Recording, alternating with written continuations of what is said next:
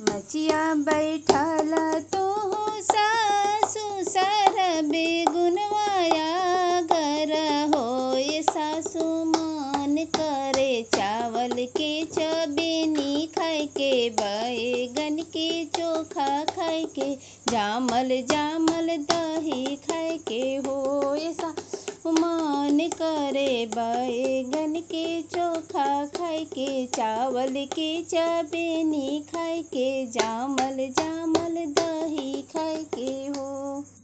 इतना बचन सासु सुनेली सुनहि ना पावेली हो। ए ललना कोठिले कोठिले चाउरा चोरावेली, खुदियो ना देखावेली हो। ए ललना कोठिले कोठिले चाउरा चोरावेली, खुदियो ना देखावेली हो।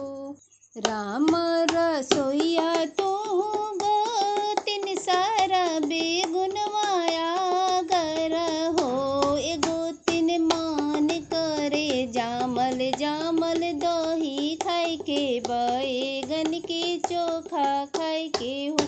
ए गोतिन मान करे जामल जामल दही खाए के, बैगन के चोखा खाए के हो।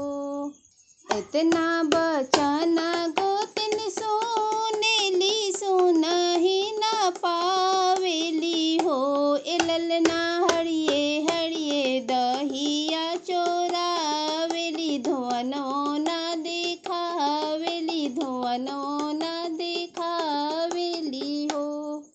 सुपली खेलत तो ननद सरबे गुनवाया घर हो। ए ननद मान करे बैगन के चोखा खाए के, बैगन के चोखा खाए के हो।